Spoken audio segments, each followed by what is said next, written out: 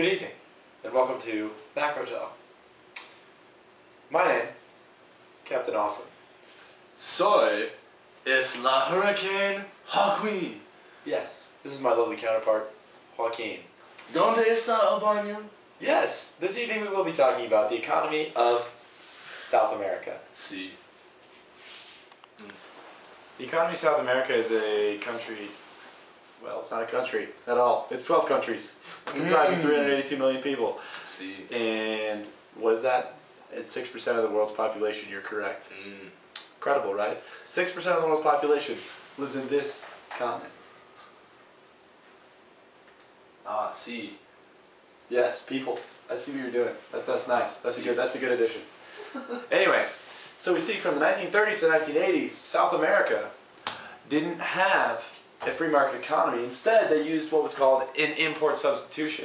Import substitution is an economic policy that replaces foreign business and imports with domestic production.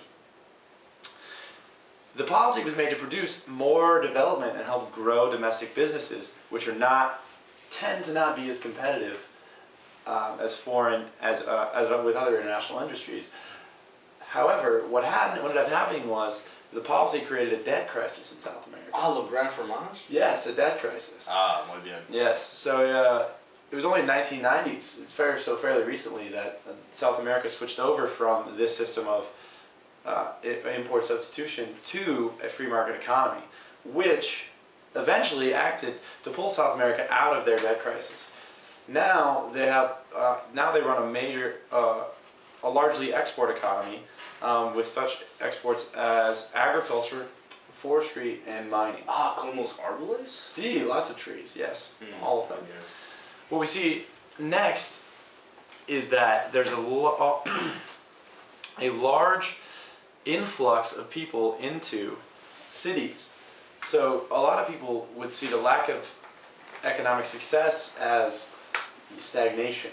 But in fact, in South America, it seems to be the contrary. Vida de amor es muy stagnado. Yes. The change has been very rapid. You're correct.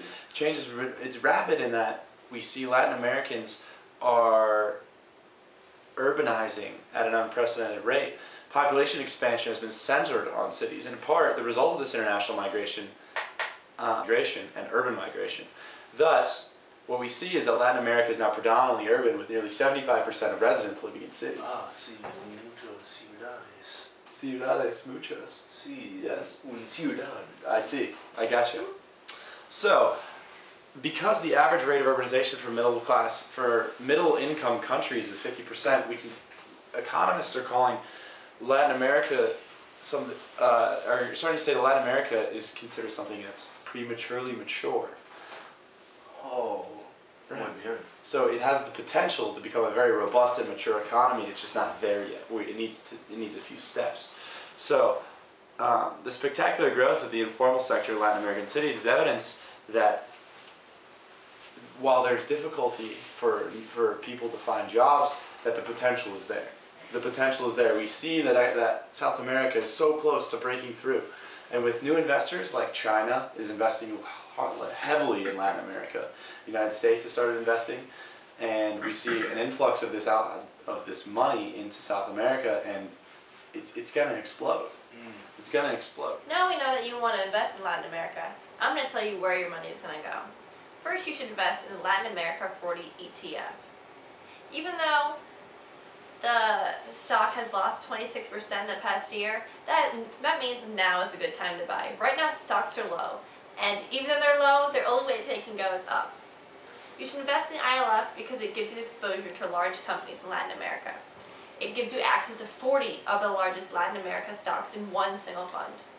And it is able to customize an emerging market allocation by expressing your regional view. And for some reason, if you want to invest in the ILF 40, you should invest in the Emerging Market Latin America ETF. This stock is down a little more, 26.46% the past year. But that doesn't mean anything. All you gotta worry about is right now stocks are low. You can buy low, and then as time goes on, it only can go up, so your money will be worth more. This company, it gives you exposure to companies in emerging markets in Latin America. It targets access to specific subsets of the emerging markets. And it gives you the option to customize emerging market stocks allocation by expressing a regional view. I invest in the EML and the LA 40. Go South America. Like gold teeth, gray goose dripping in the bathroom, bloodstains, ball gowns, trash in the hotel.